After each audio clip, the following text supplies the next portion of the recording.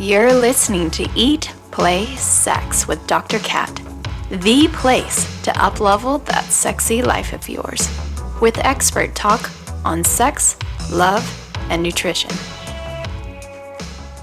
You said earlier that I want to backtrack and highlight was you said during this whole process of, starting your companies with an S, is that you had in your mind that sexuality and even sensuality, I guess, was a distraction.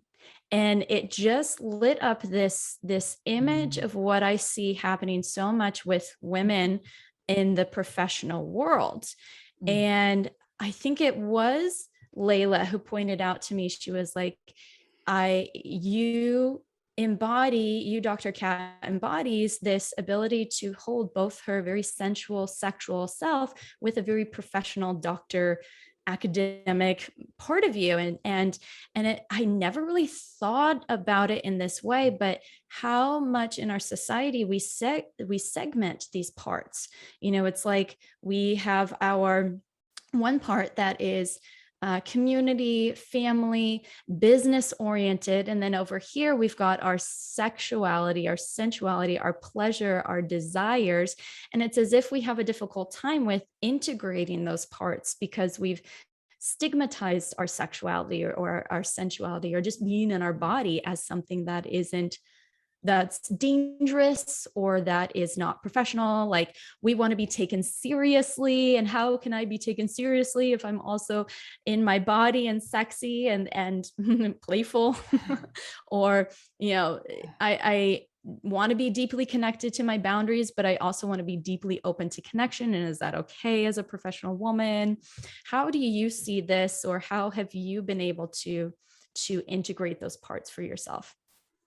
Oh, wow. This is such a big one. You do this so beautifully. I feel like you show me where I can further decompartmentalize my life because I think we've been taught, I remember being taught so much about work-life balance and how to separate those two things, especially with some of my mentors in the early days of building my business. But now I'm in a place where I see that for myself, I feel most fulfilled. I feel most authentically me when I don't have my life so compartmentalized, when everything just gets to be a flow and a dance. And part of that has been these parts like dancing with each other as a way of reintegrating them. And I had to start with letting these parts sit down together. And I visualize it as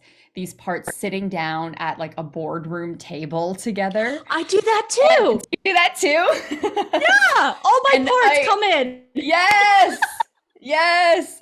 And it's been, and I still have to do this sometimes because I feel like I'm in, if we look at like the competence matrix, I'm still in this stage of going from a conscious competence, like it's something I'm aware of now and can step into actively doing in my life, to an unconscious competence. I feel like I'm slowly making this an unconscious competence where like I can just have all those parts integrated and they don't feel Mm. separate, but sometimes they still do for me. And yeah, bringing these different parts to the boardroom table and really like visualizing them, this like, Mm. sexy creature coming into the boardroom and she just wants to like play all the time and Mm. she Mhm. wants to like be orgasmic all the time, and then having my inner child come into the boardroom and sit down and be like, I just want to be a kid, like I just want to play,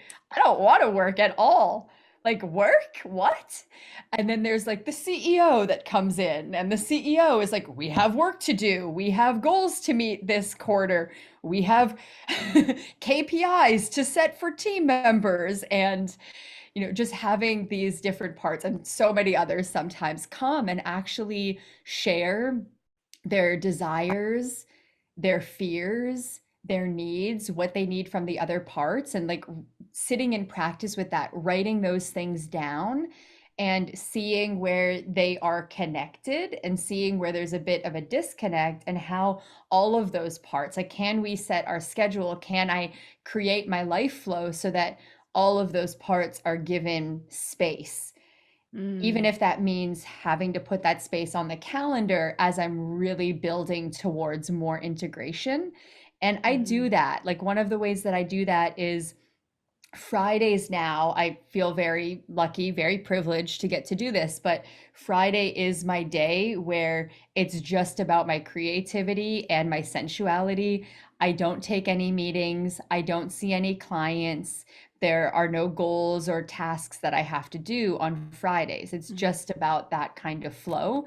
There are other days where it's more about like tasks and back to back to back getting those tasks done. But then I know that the next day I have a day that I get to be more creative. And I find that works really well for me, because one of the biggest things is task switching. I feel this is one of the things that drains my energy. It takes about 27 minutes for our brain to change into a different task. So if I try to go from doing something creative, like writing a chapter of my next book, and then I dive into answering some emails, and then I dive into getting on a client call, in between each of those things, it's taking my mind up to 27 minutes to actually switch. And apparently some Wow. studies show that it's longer for women to, it takes more time for women to task switch. So you could end up losing in a day a few hours just from going from thing to thing to thing. So now I have time set aside for answering emails, and then I close my inbox and I don't answer emails for the rest of the day.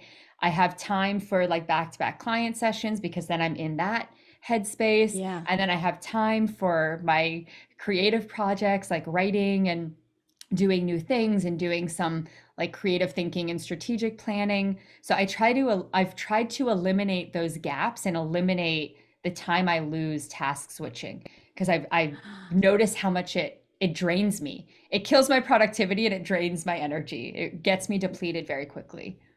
You just, wow. Okay. You just answered and de-shamed the part of me that, because I literally used to get upset with myself that I couldn't switch from one to another. And I would go from seeing clients to do admin to teaching yoga to something creative in the evening. And it was like, I would get so upset that I couldn't move as fast as I thought that I should be able to. And this again was years ago. It was also, I would watch my therapist friends. And so as a therapist, we have 50 minutes with each client and then 10 minutes before the next client. And in those 10 minutes, all of my colleagues would talk about how they would write all their notes. They would call a client back. They would, and I'd be like, I literally just stare into space. Like, I don't know, I can't do that. And so then I was like, something's wrong with me, that I'm not, like, my time management skills suck. Like, I'm at the end of the day, have all these fucking notes I have to finish before I call it a day. And I'm like, yeah, there was a lot of shame around that until more recently I got into, I think, segmenting and making specific days, specific tasks. And so I find it to be much easier, much more fluid, but I can still catch myself of, and just needing a lot of transition time between things. Lovers, thank you again for tuning in. If you enjoyed the show, hit subscribe and head over to eatplaysex.com to connect with me and grab my sexy guides.